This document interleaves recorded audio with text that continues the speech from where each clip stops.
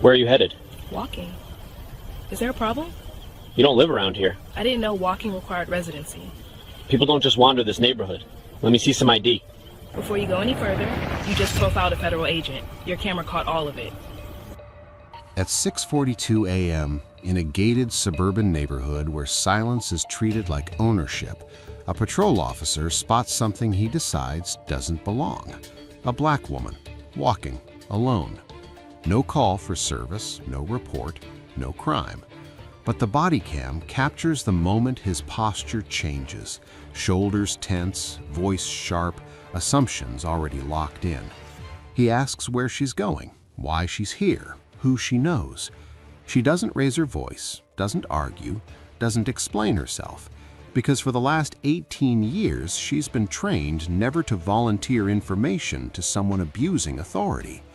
What the officer doesn't know, what he never bothers to ask, is that the woman he's cornering has spent her entire adult life hunting foreign intelligence operatives, enforcing federal law, and dismantling threats most officers will never see. And in the next 24 minutes, his own camera will prove that the only person acting suspicious was him. The neighborhood was Cherry Hill. Manicured lawns, estate homes, security gates at every entrance. The kind of place where people expected to see the same faces, the same patterns, the same order every single day. At 6:42 a.m., the streets were empty. The sun was just breaking the horizon. The silence was absolute. Officer David Reinhardt was 41 years old, 17 years on the police force, 9 of those years in this district where crime statistics were low and complaints from residents centered on nuance, parking permits, yard maintenance, unfamiliar vehicles on streets where every car was registered and accounted for. He was doing a morning patrol, standard procedure, rolling slowly through the neighborhood, checking for anything out of the ordinary, anything that disrupted the pattern. He saw her on Crescent Drive, a black woman, alone, walking at a steady pace, hands at her sides, posture upright, moving with purpose but not urgency. She was wearing dark joggers, a gray hoodie, and athletic shoes. She was not dressed for the neighborhood. She was not moving like someone who lived there. She was moving like someone who was passing through. Officer Reinhardt slowed his vehicle. He did not approach slowly or cautiously. He approached with certainty.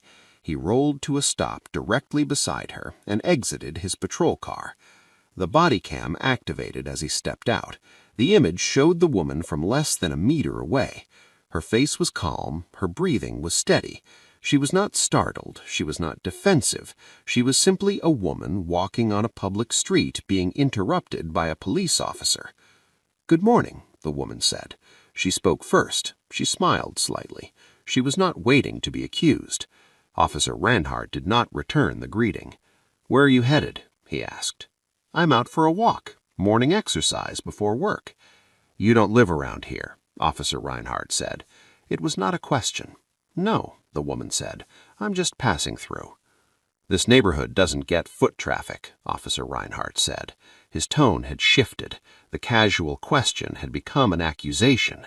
"People drive, they don't walk."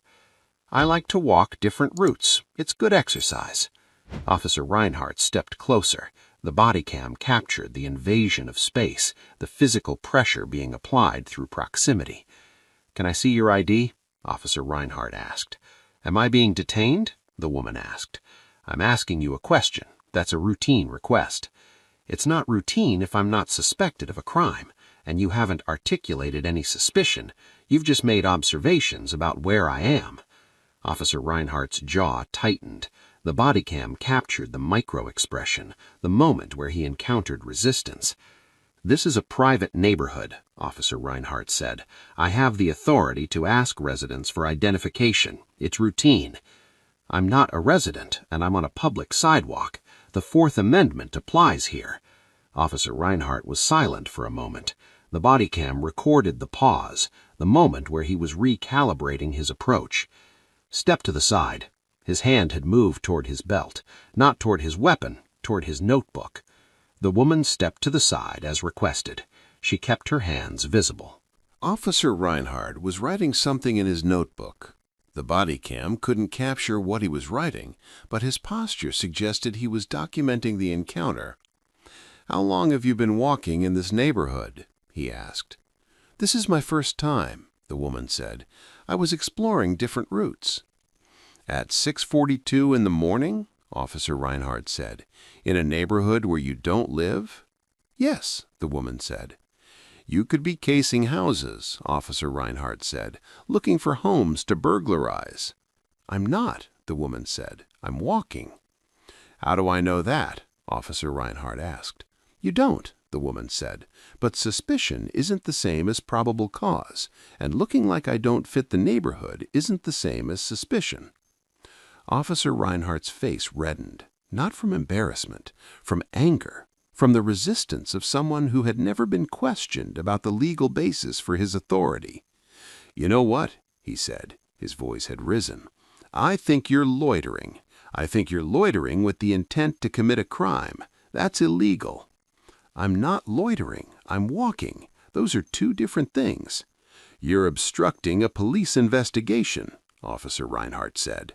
"There is no investigation," the woman said. "You stopped me without cause, and now you're trying to justify it retroactively." The body cam captured the escalation. The woman's hands remained visible. Her breathing remained steady. Her voice remained controlled. Everything about her posture suggested someone trained in how to interact with law enforcement, someone who understood the law, someone who knew her rights. Officer Reinhardt stepped closer again. "I want your ID," he said, "right now, or I'm going to assume you're lying about your identity and detain you while I verify who you are."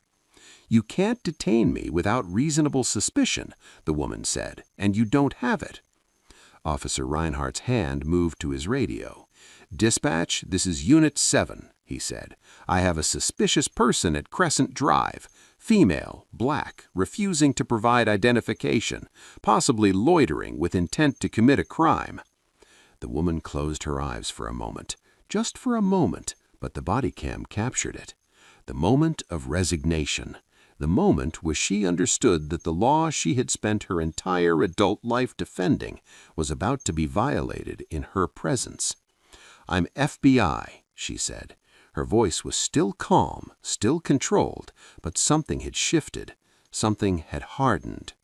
"My name is Agent Victoria Barnes. I'm on active duty, and you need to step away from me right now." Officer Reinhardt stared at her. "That's convenient. You're claiming to be FBI now?" "I'm not claiming, I'm telling you, and I'm going to show you my credentials. I'm going to reach into my jacket slowly. I want you to see my hands the entire time." Agent Victoria Barnes slowly opened her jacket. The body cam captured the movement. Her hand reached into the jacket.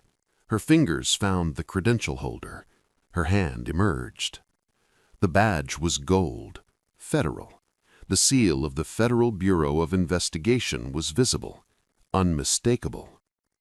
Agent Barnes opened the holder fully and held it where Officer Reinhardt could read it clearly. "Amara Nicole Johnson," she said, "Special Agent, badge number 78451, Counterintelligence Division. I've been with the FBI for 18 years. I'm currently assigned to a secure operation in this region, and you have just committed an unlawful stop and illegal detention based solely on my race." Officer Reinhardt's face had gone pale. "It's federal." The seal of the Federal Bureau of Investigation was visible, unmistakable. Agent Barnes opened the holder fully and held it where Officer Reinhardt could read it clearly. "Amara Nicole Johnson," she said, "Special Agent, badge number 78451, Counterintelligence Division. I've been with the FBI for 18 years. I'm currently assigned to a secure operation in this region, and you have just committed an unlawful stop and illegal detention based solely on my race." Officer Reinhardt's radio crackled. Dispatch was asking for clarification on his last transmission. "Unit 7, please advise on the status of the suspicious person," Dispatch said. Officer Reinhardt did not respond. He was looking at the badge. He was looking at the woman. He was looking at his body cam. The realization was moving across his face in stages. "I didn't know," Officer Reinhardt said. "I was just doing my job." "Your job is to enforce the law, not to violate it. And you've violated the Fourth Amendment, the 14th Amendment, and federal law by detaining me without cause." Officer Reinhardt's hand was shaking slightly. The body cam captured it. "I'll just let you go. No harm done." "Harm has been done," Agent Barnes said. "You've compromised an active federal operation. You've documented federal activity that should not be documented. And you've created evidence of racial profiling and civil rights violations." She pulled out her own phone. She dialed a number. The call connected immediately. "This is Agent Amara Johnson, Counterintelligence Division, Badge 78451. I've been stopped and detained unlawfully by a local patrol officer. Crescent Drive, Cherry Hill. Officer David Reinhardt, badge number 9847. The operation is compromised. I'm at the scene. I need immediate support." She paused. She listened. Her face remained composed. "Understood," she said. "I'm activating the secure recording. All documentation begins now." She ended the call. She looked at Officer Reinhardt. "You need to step away from me, and you need to remain at this location until my supervisor arrives." Officer Reinhardt stepped back. The body cam captured the retreat, the moment where his authority had been inverted, the moment where the suspect had become the authority. 17 minutes later, a black sedan pulled up to Crescent Drive. 2 FBI agents exited the vehicle. They were wearing suits. They were wearing credentials. They approached Officer Reinhardt with the precision of people who had conducted hundreds of official interviews. One of the agents identified himself as Special Agent Michael Torres, Supervisor, Counterintelligence Division. "Officer Reinhardt," Agent Torres said. It was not a greeting. It was a statement of identification. "You've detained a federal agent without legal basis. You've photographed federal credentials on your body cam.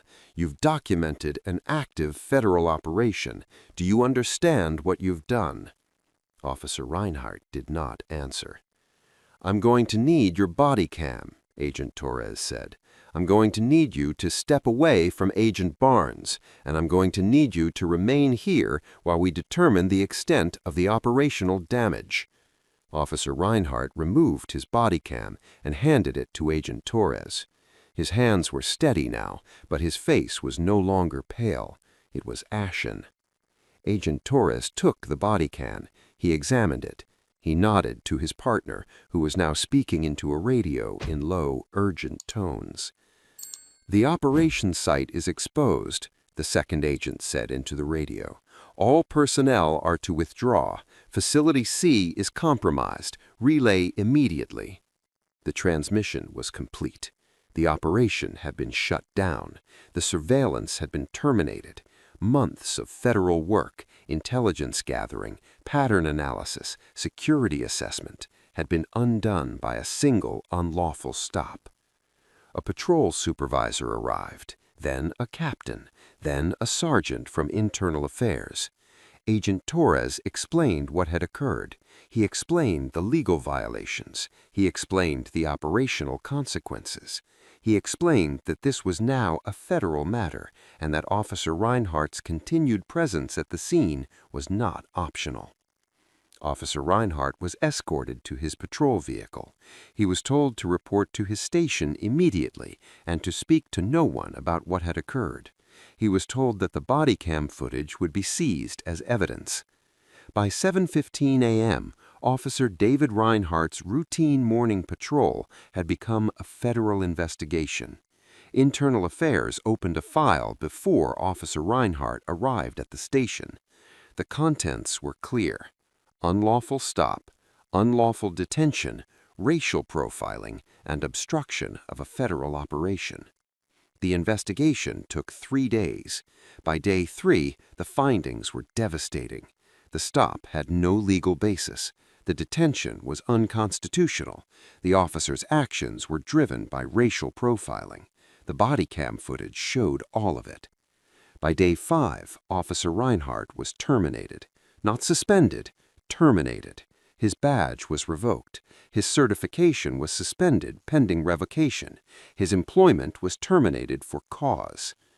The federal government filed charges: false imprisonment under color of law, civil rights violation, obstruction of federal operations. Each charge carried potential sentences of up to 15 years. Agent Amara Johnson filed a civil rights lawsuit against Officer Reinhardt, the police department, and the municipality. The case was not complex. The evidence was not disputed. The body cam had recorded everything. The discovery phase revealed additional information. Officer Reinhardt's history was examined. 73 pedestrian stops over 4 years.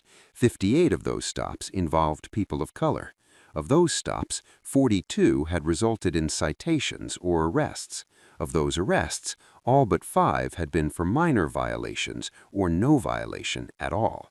The pattern was clear. The targeting was systematic. The bias was documented. Cases were reviewed. 3 individuals who had been arrested by Officer Reinhardt were released. Their convictions were overturned. They had spent a combined total of 6 years in prison for minor offenses that had been manufactured by racial profiling. The city's insurance carrier calculated the exposure. The settlement was inevitable. By month 7, the settlement had been negotiated: $6 million. The city would admit no wrongdoing but would pay the settlement. The announcement was made at a federal courthouse. Federal prosecutors stood beside Agent Johnson. They explained the case. They explained how racial profiling had triggered unlawful detention. They explained how one officer's bias had cost a city $6 million. They did not explain how many other stops had not been recorded, how many other people had been detained without cause, how many had not been federal agents with the resources to prosecute back. Officer Reinhardt went to trial for the federal charges. The body cam footage was presented. The testimony was presented. The documents were presented. The jury heard the questions he had asked. They heard the logic he had used. They heard his explanation, which essentially was that the presence of a black woman in the neighborhood was itself suspicious. The jury found him guilty on all counts. He was sentenced to 4 years in federal prison. His appeal was filed and denied. His pension was forfeited. He entered federal prison with no retirement, no health insurance, no professional future. His conviction made regional news. His case was used in police academies as an example of what happens when bias transforms a routine patrol into a federal violation. The police department was placed under federal scrutiny. All pedestrian stops would be reviewed. All body cams would remain active. Any patterns of racial targeting would result in immediate investigation. Agent Victoria Barnes returned to duty. She was commended for her restraint. She was promoted to senior supervising agent overseeing racial bias investigations in law enforcement. She did not speak about her own case publicly. She simply continued working, understanding that her badge had protected her in a way that the Constitution alone could not have. She had spent 18 years protecting the nation from foreign threats. She had sworn oaths to defend the Constitution. She had followed procedures more strictly than most officers ever would. And on the morning of her encounter with Officer Reinhardt, she had been stopped, questioned, and threatened with detention based solely on the color of her skin. The body cam footage became teaching material. It was shown in law enforcement training across multiple states. It was titled Racial Profiling and Constitutional Violation, a Case Study. The video showed what bias looks like when recorded. It showed how quickly authority can collapse when challenged with law and documentation. It showed how restraint and calm can dismantle accusation. The question that remained unasked in the aftermath was simple. How many pedestrian stops had Officer Reinhardt conducted where no body cam was present? How many women had been detained based on similar suspicions? How many had not been federal agents with the resources and authority to fight back? How many were still in prison based on charges that had been manufactured through racial profiling? The body cam showed one incident. The pattern suggested there were many more. But without the footage, without the federal investigation, without Agent Barnes' position in law enforcement, those other stops would have remained invisible. They would have remained crimes without consequence. The quiet street at 6:42 a.m. returned to normal. The neighborhood returned to its patterns. The gates remained closed. The silence remained treated like ownership. But the system that had allowed Officer Reinhardt to operate without consequence had been exposed. Agent Victoria Barnes walks occasionally, early mornings before work, exploring different routes, maintaining her fitness. She has never returned to Crescent Drive. She has never needed to. The point had been made. Officer Reinhardt is currently serving his sentence at a federal correctional institution in Pennsylvania. He will be eligible for release in 2029. His law enforcement career is over. His reputation is destroyed.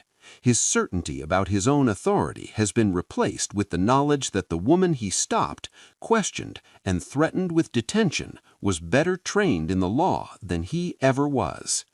This wasn't about walking while black. It was about mistaking discipline for weakness. It was about underestimating a woman who has spent her entire adult life enforcing the law better than the man who stopped her. It was about the assumption that a badge grants the authority to violate the Constitution. It was about the discovery that some people, the ones with federal credentials, the ones with the power to prosecute back, cannot be violated with impunity. And it cost Officer Reinhardt $6 million in civil damages, 4 years in federal prison, a forfeited pension, and a destroyed career. All because he decided that a black woman didn't belong on a quiet street at 6:42 in the morning. Where are you watching from? Drop your location in the comments. And if this story showed you something you didn't know before, hit subscribe. Because these stories only have power when people actually see them. Hey, stop right there. What are you doing out here this early? Taking a walk. Is there a problem? You're in a private neighborhood. I'm gonna need some ID. You mean white people neighborhood? You're acting suspicious. Looks like you're casing houses. That's a serious accusation, buddy. Department of Homeland Security. I'm on duty, conducting surveillance nearby. At 5:18 a.m., in a neighborhood where nothing ever happens, a patrol officer decided that someone didn't belong. There was no report, no break-in, no call for service, just a black man walking alone under soft morning light, hands visible, pace steady, on a street where silence usually means safety. From the body cam, the questions start immediately. Why are you here? Why are you out this early? Why do you need to be here at all? The word suspicious comes fast, then again, then louder. What the officer doesn't know is that this isn't a casual walk. It's federal surveillance, on foot, connected to an active counterterrorism operation nearby. And every second he delays, every accusation he makes on camera isn't just unconstitutional, it's costing his city $4 million. Before we continue, where are you watching from? Drop it in the comments, and if you're new here, subscribe, because stories like this only matter if people actually see them. The neighborhood was residential, tree-lined streets, single-family homes, quiet yards. Nothing moved, nothing stirred. At 5:18 a.m. on a Wednesday, the only sound was the approach of the patrol vehicle rolling slowly through the empty streets. Officer Derek Paulson was 43 years old, 14 years on the force, 8 of those in this district. He knew the patterns, he knew the streets, he had stopped hundreds of people. He had never needed a reason beyond what his instinct told him. His instinct had always been enough. His badge had always been enough. His certainty had always been enough. The man appeared on the sidewalk ahead, moving at a steady pace, hands at his sides. Derek Paulson registered him immediately. Black, early morning, walking alone. Everything in that combination registered as something that needed attention, not threat, not crime, attention, something that didn't fit the pattern of the neighborhood at this hour. Paulson slowed the patrol vehicle. No lights activated, no emergency signaled. He simply rolled to a stop beside the sidewalk and exited the patrol car with the casual confidence of someone who had never been questioned about his authority. The body cam activated as Paulson left the vehicle. The image showed the man from less than a meter away, hands at his sides, casual joggers, gray hoodie, running shoes, posture relaxed, face calm. He was not running, he was not hurrying, he was not furtive, he was simply walking. "What are you doing out here?" Paulson asked. The question contained no preamble, no identification, no explanation of concern. It was a demand for justification for existence in this place at this time. It was authority asserted without foundation. "I'm out for a walk," the man said. His voice was even, steady. "Early morning, before work." "At 5 in the morning?" Paulson said. It was not a question. It was an accusation disguised as one. "Yes," the man said. The street behind them was empty. The homes around them were dark. Early light pressed at the horizon but had not yet broken through. The silence was absolute.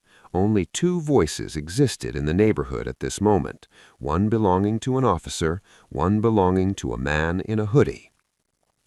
"I haven't seen you around here before," Paulson said. His tone had shifted slightly. It was becoming more insistent. "I don't live here," the man said. "I'm just passing through." Paulson stepped closer. The body cam recorded the movement. Less than a meter now. Invasion of space. Standard tactic. The man did not step back. He held his ground, his posture still open, his hands still visible. "Passing through at 5 in the morning?" Paulson repeated. "That's unusual." "I like to walk early," the man said, "before it gets hot, before traffic starts." Paulson's posture changed. His hand moved to his belt, not toward his weapon, toward his radio, toward his notebook, the tools of authority. "You're suspicious," Paulson said. The word arrived without build-up, without justification, simply stated as fact. "I'm not suspicious. I'm walking." "Walking through a neighborhood you don't live in, at 5 in the morning, alone? That's suspicious." The body cam recorded the street, empty, silent, two men separated by less than a meter, one standing with the authority of a uniform, one standing with the calm of someone who had done nothing wrong. "Am I free to leave?" the man asked. "Not yet," Paulson said. "I need to know what you're really doing here." ID, Paulson said, his hand extended, palm up, expectant. "Am I being detained?" the man asked. "I'm asking you a question," Paulson said. "I need to know who you are." "I don't have to answer that unless I'm being detained," the man said. His voice remained even, controlled. "Are you detaining me?" Paulson's jaw tightened. The body cam captured it, the micro-expression of someone unused to being questioned, someone who had spent 14 years where his word had been law. "This is a private neighborhood," Paulson said, "very exclusive. We have break-ins, we have surveillance systems, and people casing homes at 5 in the morning. You fit the pattern." "I'm not casing anything," the man said. "I'm walking." "People who walk at 5 in the morning aren't just walking," Paulson said. His volume had increased slightly. "They're doing something, and in this neighborhood that something is usually criminal." The man looked at Paulson directly. The body cam captured the moment. No anger, no fear, just direct eye contact. The kind of contact that came from someone who understood his rights. "I'm walking," he said again. "That's all. I'm exercising." "You're suspicious," Paulson repeated. The word had become a refrain now, a justification, an accusation embedded in language that required no evidence. Each time he said it, it became more true in his mind. "I'm black," the man said quietly. "That's not the same as suspicious." Paulson stepped closer. The body cam showed invasion of space accelerating. Barely any distance between them now, close enough to be physically intimidating, close enough to make someone question their right to be where they stood. "I've been doing this job for 14 years, Paulson said, "and I know suspicious when I see it. Your behavior is suspicious. Your presence is suspicious. You need to provide identification right now." "No," the man said. His voice remained calm. "Unless you're detaining me, I don't need to provide anything. And if you're detaining me, I want to know the legal basis." Paulson's face darkened, not from embarrassment, from anger, from the resistance of someone who had never been questioned, who had never been contradicted, who had never been told no by someone without a badge. "You're obstructing," Paulson said. His accusation grew. "You're refusing to cooperate with a police officer. That's a crime." "Asking for the legal basis of detention isn't obstructing. It's asking you to follow the law." The body cam recorded the tension, the empty street, the growing volume in Paulson's voice contrasted with the man's steadiness. One voice was rising, one voice remained level. "I'm going to ask you one more time," Paulson said. His hand moved toward his citation pad. "ID now." The man did not move. His hands remained visible. His posture remained open. He simply stood there, refusing to comply with a demand that had no legal foundation, refusing to provide identification for the crime of walking. "I'm going to show you my credentials," the man said, "but I need to reach into my jacket slowly. I don't want there to be any misunderstanding." "Do it carefully," Paulson said. The man's hand moved slowly toward his jacket. The body cam recorded every motion. His hand entered the jacket. His fingers found the credential holder. His hand emerged. The badge was gold, Federal, Department of Homeland Security emblazoned across the seal. The man opened the holder and held it where Paulson could see it clearly. "Special Agent Marcus Williams," he said, "Department of Homeland Security, badge number 47829. I'm on active duty, and I'm working on a counterterrorism operation in this area." Paulson stopped talking. The body cam captured the moment. His mouth closed, his eyes moved to the badge. His posture changed, not deflated, changed. The assumption of authority shifted to the recognition of jurisdiction above his own. "I've been working this operation for 3 weeks, Agent Williams said. His voice remained even, clinical. "I'm conducting surveillance on foot this morning. My presence in this neighborhood is authorized by federal protocol and has been coordinated with your department's command structure, which apparently you weren't notified about." Paulson's face went pale, not from fear, from calculation, from the understanding that he had just done something that couldn't be undone. "I didn't know," Paulson said. The first time his voice had lost its certainty. "That's apparent," Williams said. He lowered the credentials but did not hand them over. "And now you've exposed an operation that has taken 3 weeks to position. You've compromised surveillance points. You've created documentation of federal activity that shouldn't exist on a local police recording." Paulson opened his mouth, closed it, opened it again. "I'm calling my supervisor, and I'm calling federal command. You're going to stay right here, and you're not going to speak to anyone about what you've seen. Do you understand?" "Yes," Paulson said. Williams pulled out his phone. The body cam continued recording everything. He dialed. The call connected immediately. "This is Agent Williams, Operation Skyline. I've been stopped by a local officer. Badge number," he looked at Paulson. Paulson provided it. "Officer Derek Paulson, District 7. The operation is exposed. Location is compromised." A pause. Williams listened. His face remained expressionless. "Understood. Affirmative. I'll remain in place. He ended the call. He looked at Paulson. My supervisor is notifying your department command. Your agency is going to want to explain why counterterrorism operations are being disrupted by patrol officers who don't know federal operations are occurring in their own district. Before Paulson could respond, his own radio crackled. A voice came through, urgent, directed at him by name. Paulson, this is dispatch. You need to cease all activity and report to your supervisor immediately. Command is en route to your location. Paulson's radio fell silent. Paulson did not acknowledge. He simply stood there watching Agent Williams, understanding that his morning had transformed into something irreversible. Within 7 minutes, a patrol supervisor arrived, then a captain, then 2 federal agents in unmarked vehicles. The street that had been empty at 5:18 a.m. was now filling with authority. Agent Williams provided a statement. The body cam was seized as evidence. Paulson was instructed to stand down. He was told to provide no further statements without legal representation present. The body cam recorded everything.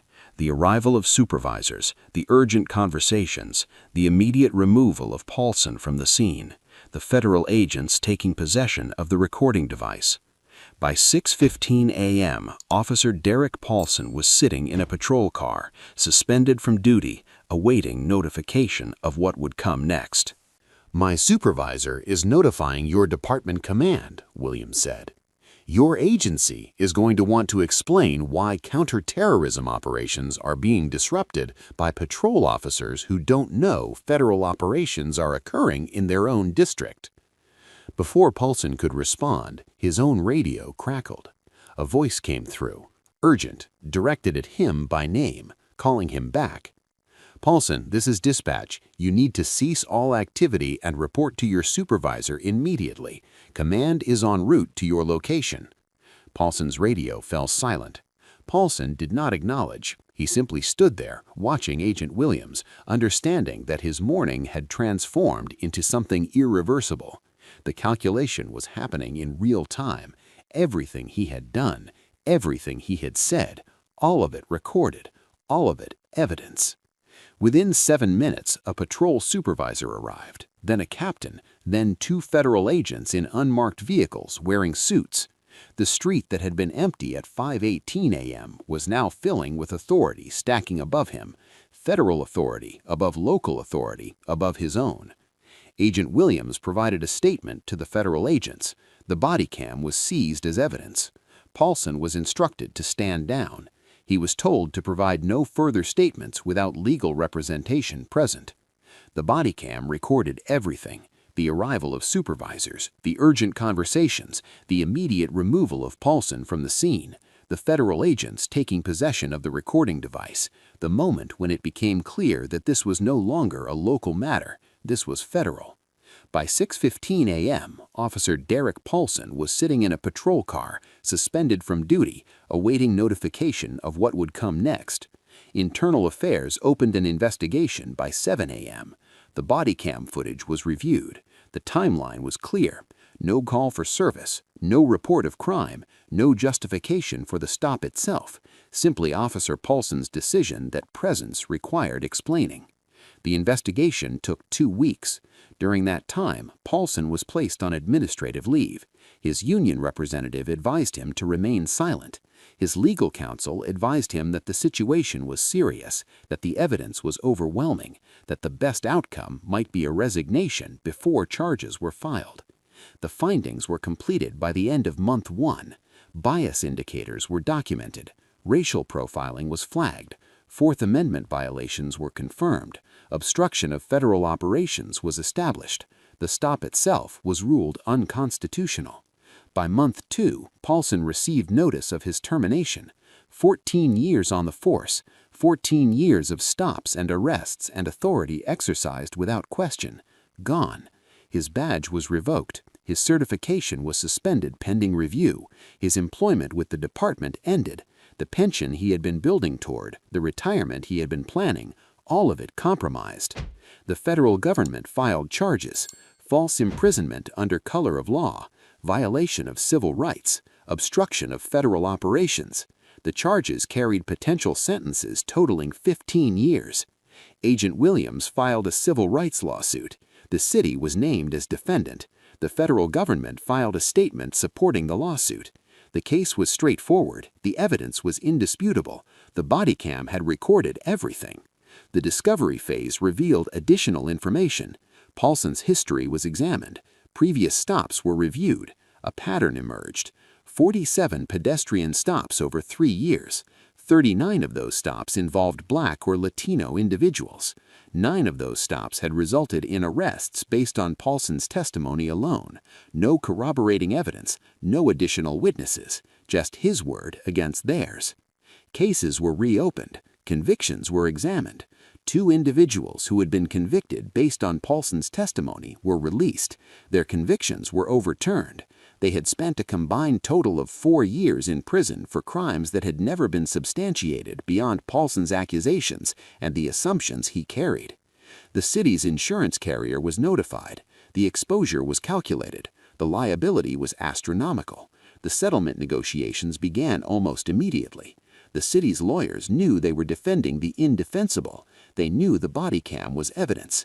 They knew the pattern was established. By month 8, a settlement was reached.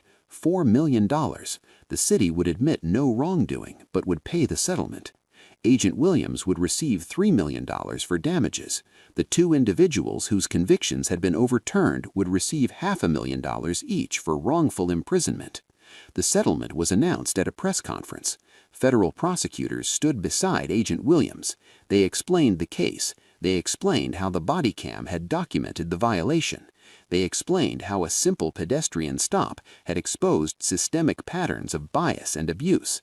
They did not explain how many other stops had not been recorded, how many other people had been stopped without cause and had no federal badge to produce, how many other neighborhoods had experienced the same pattern of presence being converted into suspicion, how many other individuals had been questioned, detained, arrested, based on the same logic that Officer Paulson had applied. Officer Derek Paulson went to trial. He claimed the stop was justified. He claimed his experience had told him something was wrong. He claimed he had been doing his job. He claimed that early morning walks in neighborhoods where someone didn't live was unusual. He claimed that his instinct had never failed him before. The jury heard the body cam footage. They heard Agent Williams testify calmly about what had occurred. They heard the timeline. They heard the absence of any call for service. They heard the word suspicious repeated without evidence. They heard Paulson's voice growing louder while Williams remained steady. The jury deliberated for 4 hours. They returned guilty verdicts on all counts. Paulson was sentenced to 5 years in federal prison. His appeal was filed and denied. The Philadelphia Police Department was placed under a consent decree. All pedestrian stops would require documented reasonable suspicion. All body cams would remain activated. All stops would be reviewed quarterly by an outside auditor. Any patterns of racial profiling would result in mandatory retraining or termination. Other officers' conduct was examined. 3 additional officers were found to have similar patterns. 1 resigned before charges were filed. 2 were terminated. The internal culture shifted, not from enlightenment, but from fear of federal exposure. Paulson's pension was forfeited. He entered federal prison in Pennsylvania with no retirement, no health insurance, no professional future. His conviction made regional news. His face appeared in articles about racial profiling. His case was used in police academies as an example of what happens when authority acts without cause. The empty street at 5:18 a.m. returned to silence.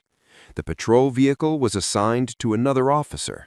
The neighborhood experienced no more pedestrian stops for suspicious presence, but the system remained. The authority remained. The ability to stop someone and demand explanation for their presence remained.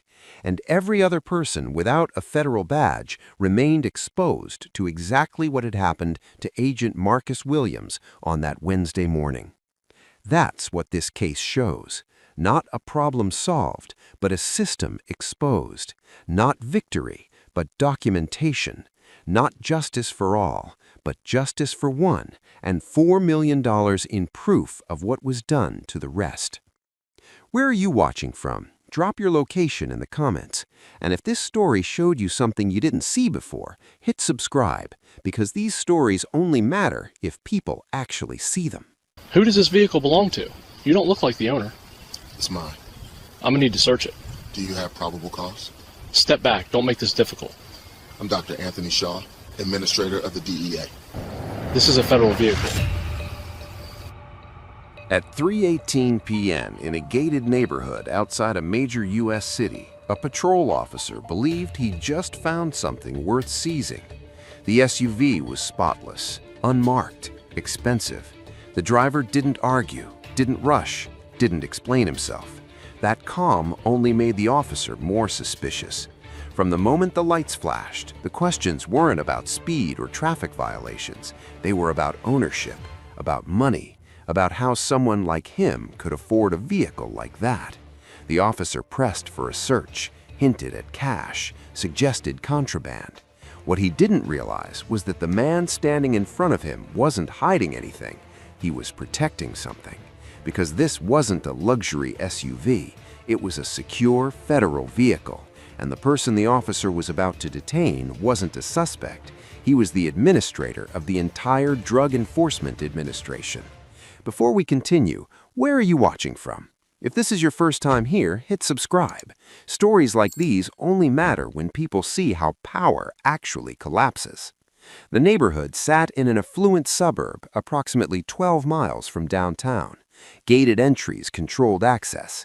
Tree-lined streets wound through properties valued between $2 and $8 million. The kind of area where police presence was typically minimal. Calls were usually about minor disputes or false alarms triggered by expensive security systems. Residents paid for privacy. They expected discretion. They expected that law enforcement would be respectful of the distinction between their neighborhood and others. Marcus Shaw was driving home from a secured federal facility in a 2024 Cadillac Escalade. The vehicle was unmarked, no government plates, no insignia, no indication of official use. That was intentional, deliberate federal protocol. High-level operational commanders required discreet transportation, nothing that announced federal presence, nothing that compromised security, nothing that advertised authority. Shaw was 58 years old, 32 years with the DEA. He had worked his way through every level of the organization with deliberate precision. Field agent in Miami in the 1990s, supervisor of a regional task force, regional director overseeing 5 states, associate deputy administrator at the national level. Now, for the past 2 years, he held the position of administrator, the highest operational authority in the entire Drug Enforcement Administration. He answered to the Deputy Attorney General. He oversaw approximately 9,000 employees across 56 countries. His operational decisions affected federal narcotics enforcement policy worldwide. He had just finished a classified briefing with his executive team about ongoing operations spanning 6 countries and multiple continents. The briefing involved sensitive intelligence about international drug trafficking networks. The information was compartmentalized. The details were restricted to the highest security clearance levels. His personal security detail was minimal but present. 2 federal agents positioned at a distance that allowed him freedom of movement while maintaining protective oversight. They were experienced. They understood the balance between security and operational discretion. At 3:18 p.m., Marcus Shaw was approaching a traffic light on Meridian Street when he noticed red and blue lights activate behind him in his rearview mirror. The lights were unmistakable, sudden, authoritative, a traffic stop.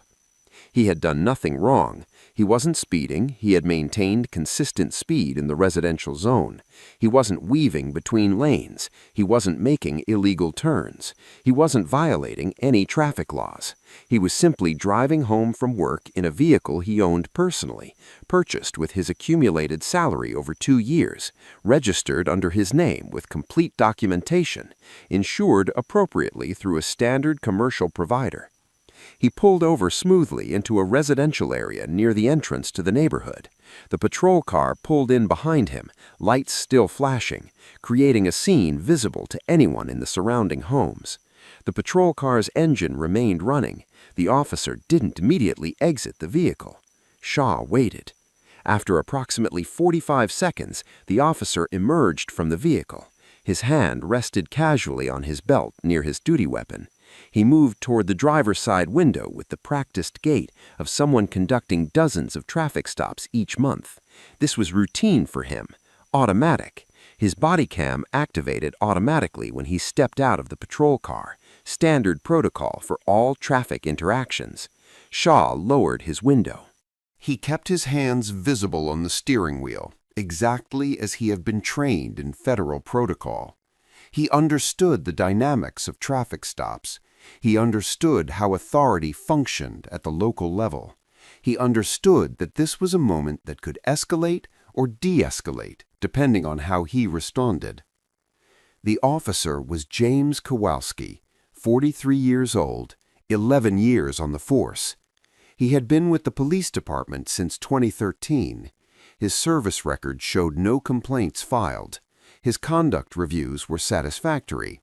He had completed state-mandated training on civil rights and constitutional protections. He was considered an adequate officer by departmental standards. "Good afternoon," Shaw said. His voice was even, respectful, the tone of someone who understood that courtesy could diffuse tension. "License and registration," Kowalski said.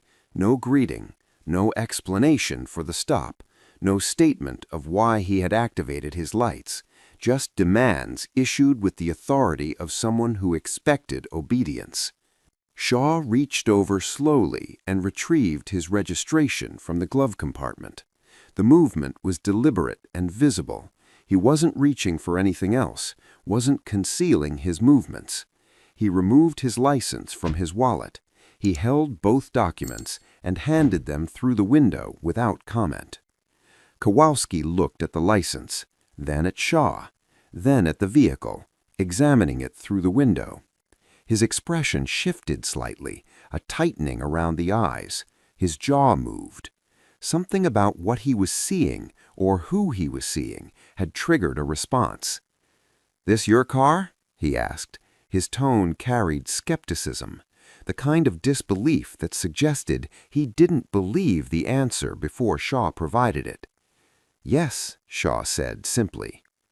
Kowalski examined the registration. The document confirmed that the vehicle was registered to Marcus Shaw at a residential address in the gated neighborhood. Everything was accurate. Everything was in order.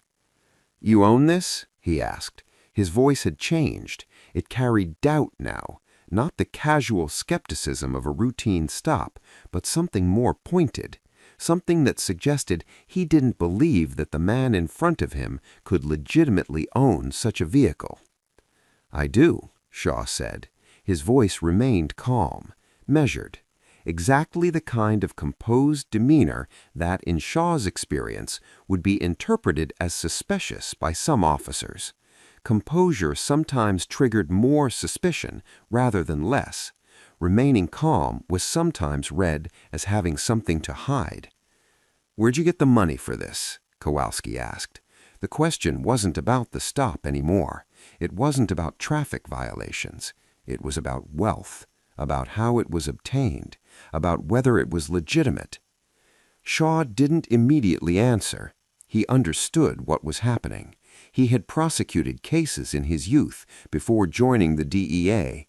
He understood the assumptions that guided some police interactions. "I'm asking how you purchased this vehicle," Kowalski repeated, as if Shaw hadn't heard the question. "Financing? Cash? Where'd the money come from?" "From a dealership, through normal purchasing, with a finance agreement." Kowalski circled the vehicle, walking slowly around the perimeter while his body cam captured the pristine condition of the SUV.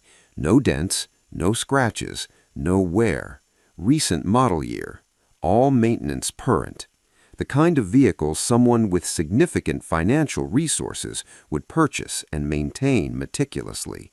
The vehicle was immaculate. He returned to the driver's side window.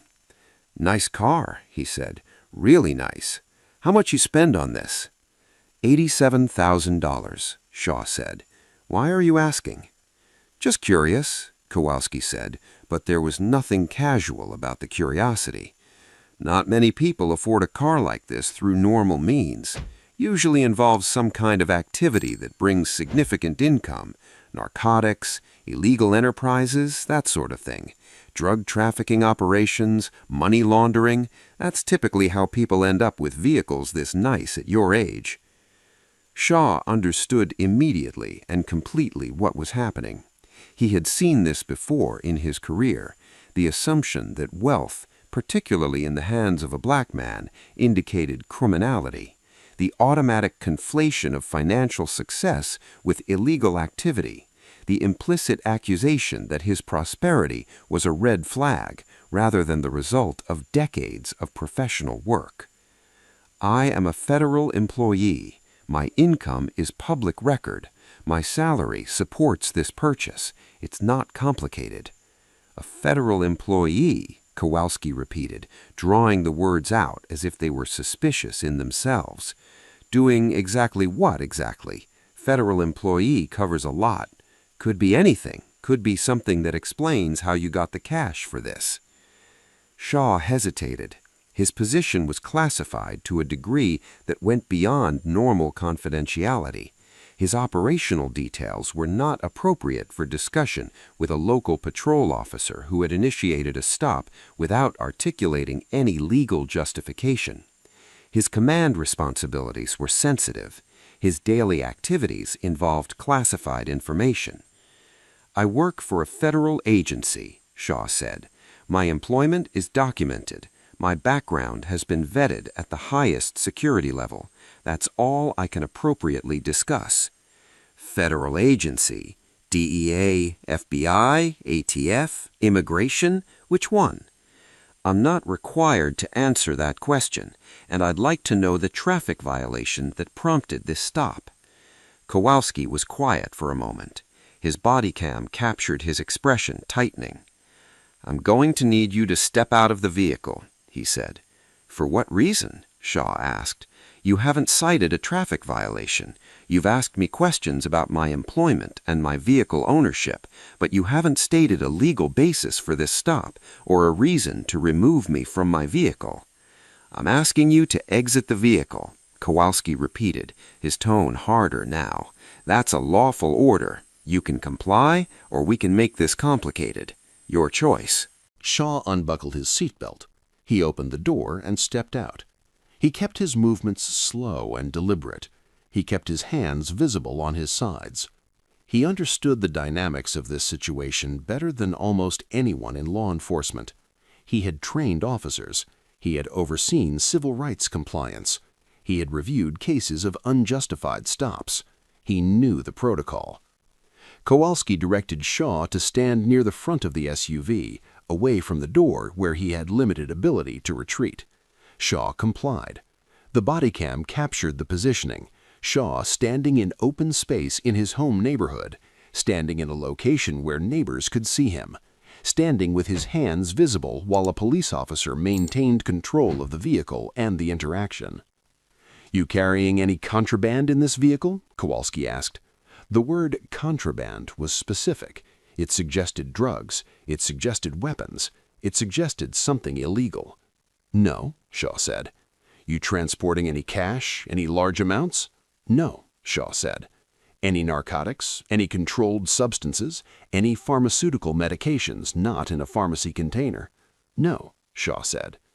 Kowalski walked around the vehicle again, examining windows for visibility into the interior, examining the condition of the tires and wheels, examining the exterior trim and panels, performing the systematic visual inspection of someone searching for justification.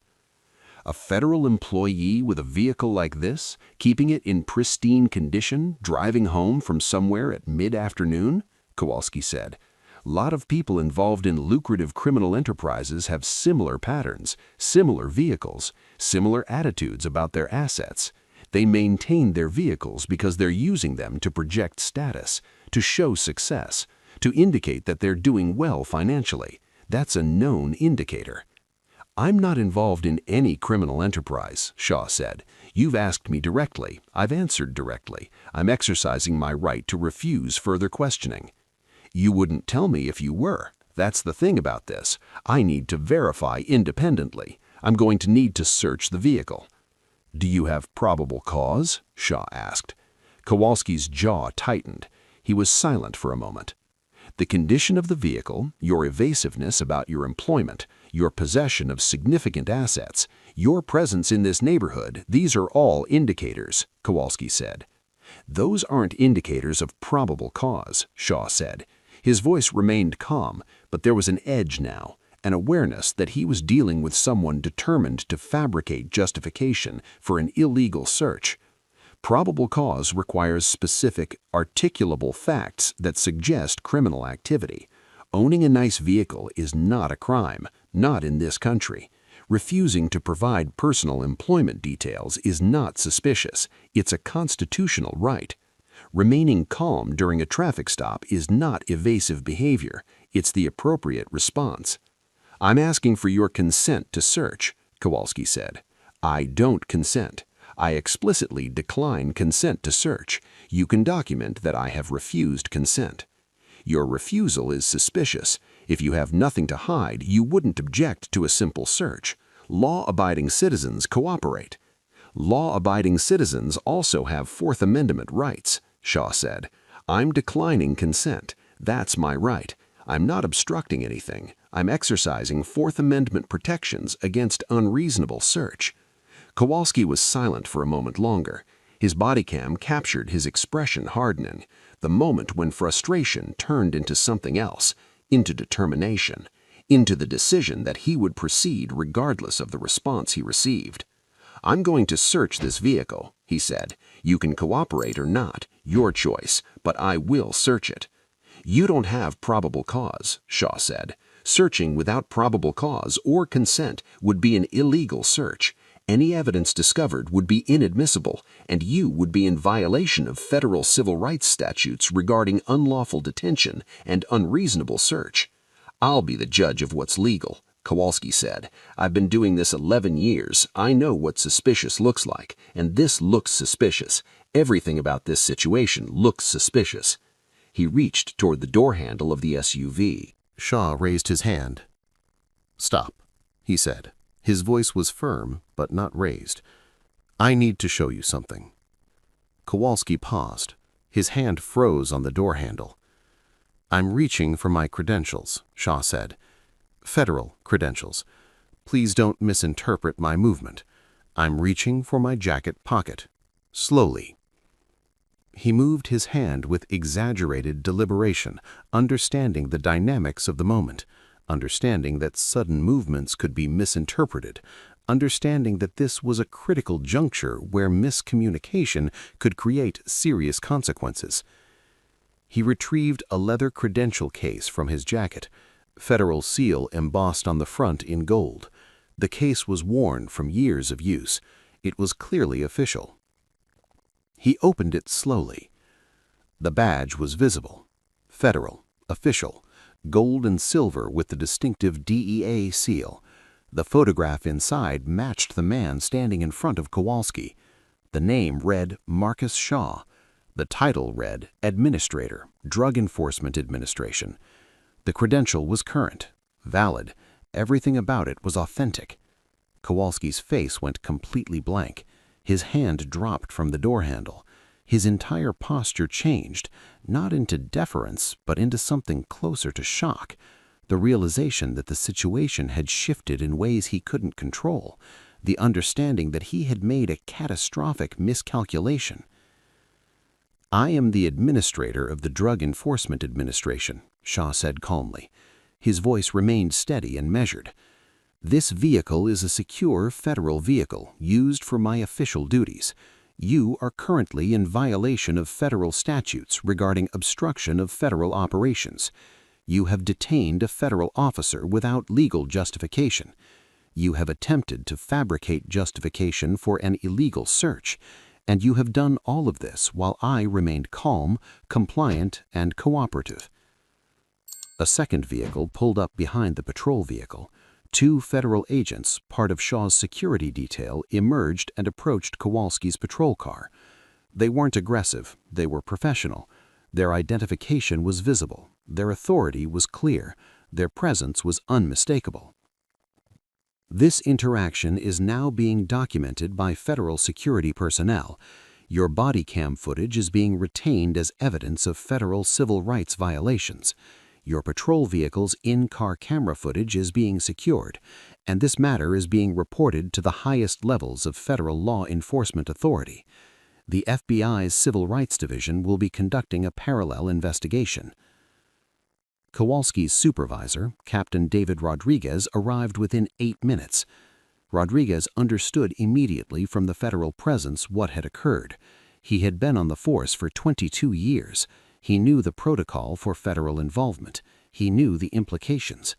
He pulled Kowalski aside and spoke to him in low, urgent tones, while Shaw remained standing near his vehicle, calmly but visibly separate from the interaction.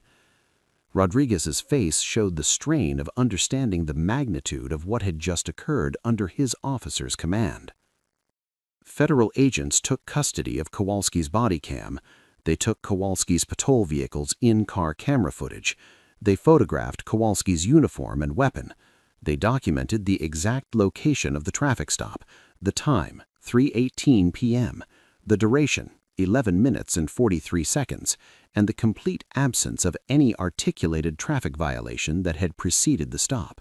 They interviewed Shaw on scene, taking a comprehensive statement about the interaction. They obtained his security details observations. They documented the condition of his vehicle and the legitimacy of his registration. Within 12 minutes, calls were being made to the police department's chain of command.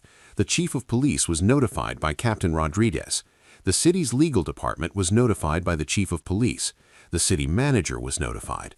By 3:47 p.m., the DEA's Inspector General office had been contacted directly by Shaw's federal security detail. By 4:05 p.m., the FBI's Civil Rights Division had received formal notification. By 4:15 p.m., the Department of Justice's Civil Rights Section had been contacted. Kowalski was removed from the traffic stop and placed in his patrol car.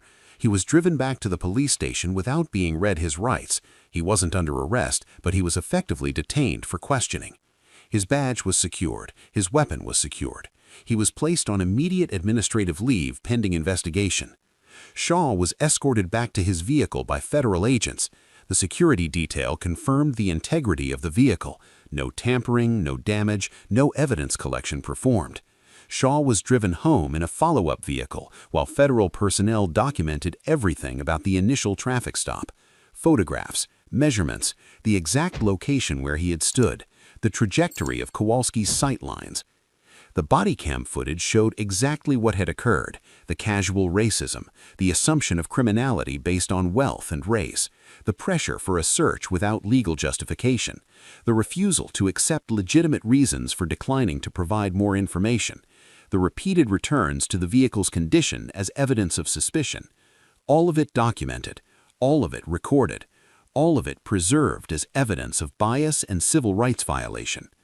Internal Affairs opened an investigation into James Kowalski before he even returned to the police station. The investigation focused on this single interaction, but investigators immediately began pulling his complete record.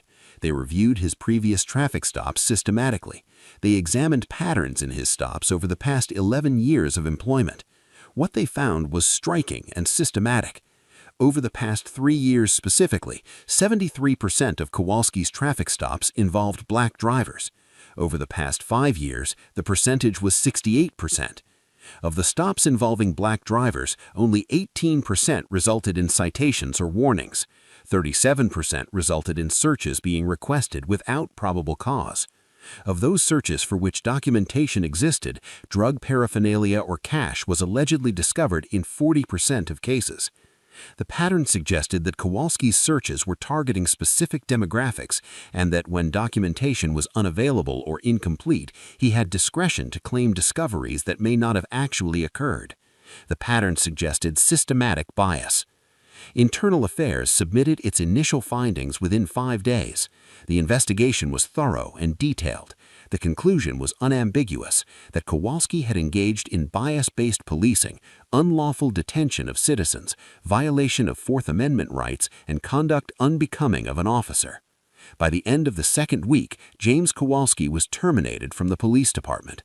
The termination letter, more than 3 pages long, cited pattern bias in stop selection, violation of use of force policies, violation of civil rights protections, false statements in police reports, and conduct inconsistent with department values.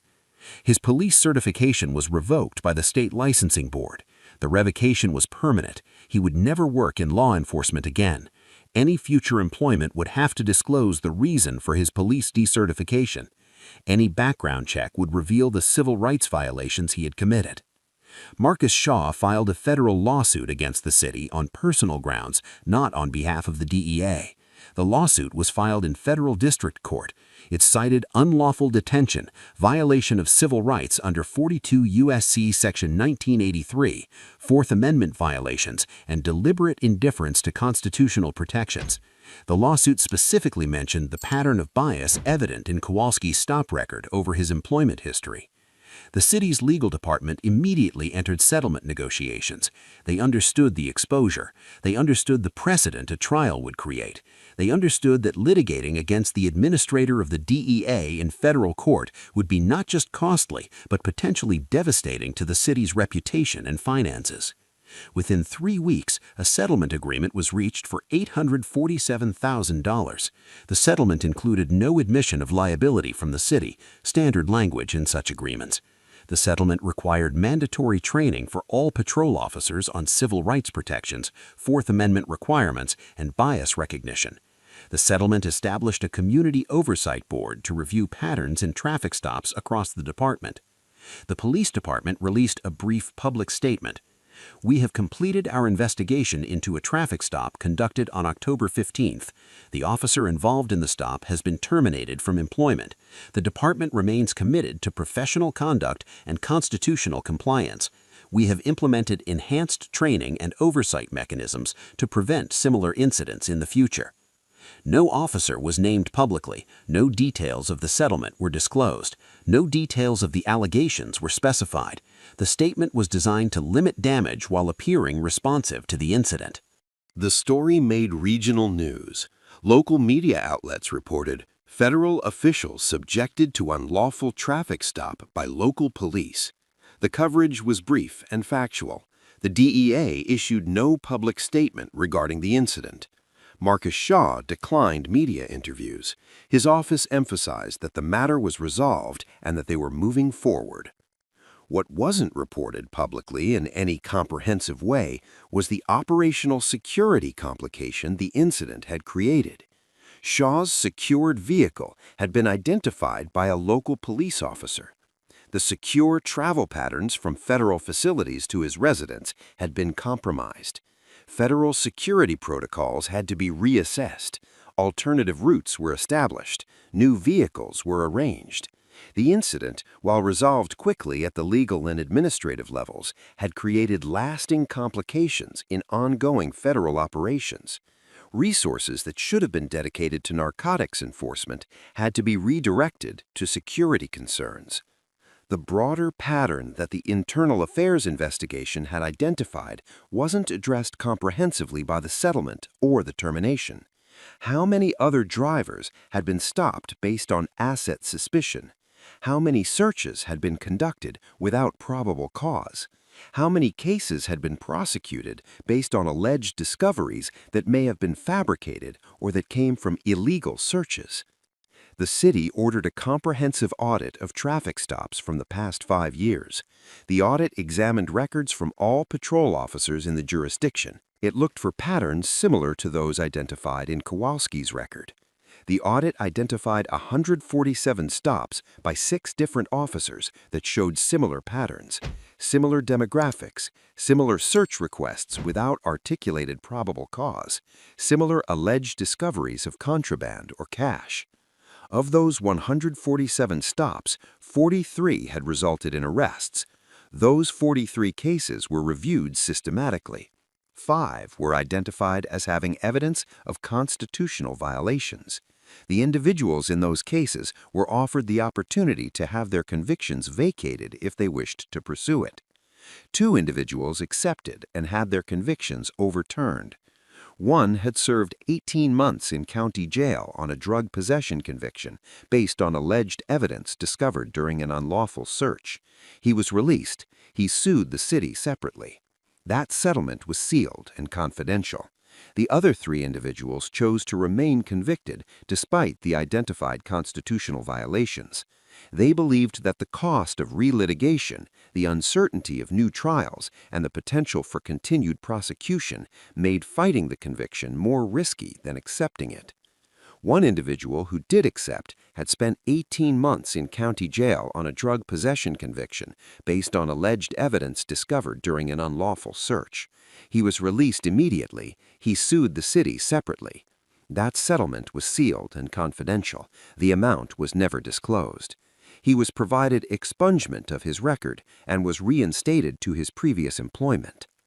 The broader conversation about asset-based racial profiling didn't emerge from this incident in any sustained public way. The conversation about how wealth, particularly in the hands of people of color, triggers criminal suspicion from authority figures didn't become a public priority in policing reform discussions. What changed was specific and limited. One officer was terminated. One settlement was paid. One city implemented additional oversight. One set of cases was reviewed. One federal official had his civil rights vindicated. But the question remained unanswered. How many identical stops occur every day across the country where no federal credential is revealed, where the driver simply complies with an illegal search because they don't understand their rights, where the constitutional violation passes undocumented and unaddressed, where the system functions exactly as Kowalski believed it should, with authority unchecked and compliance assumed? Marcus Shaw returned to his work at the DEA. His operational security was reassessed. His travel protocols were modified. His security detail was expanded.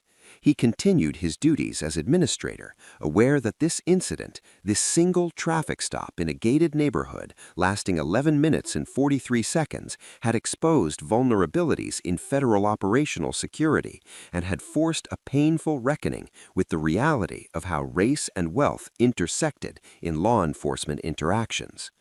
The vehicle remained in his personal possession. He continued to drive it.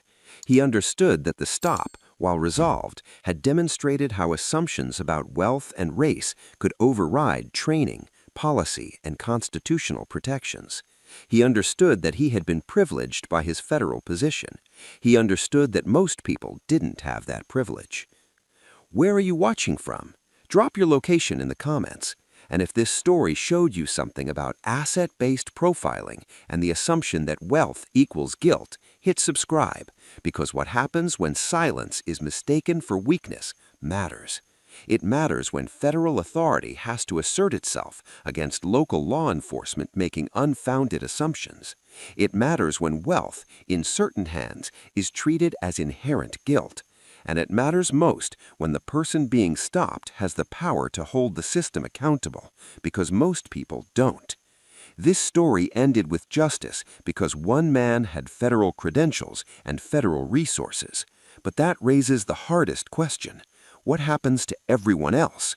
What happens to the person without credentials, without federal protection, without the resources to sue, without the institutional power to trigger investigations? That's where the real story is, and that's the story that doesn't get told until someone with power decides it's worth telling. See you in the next one.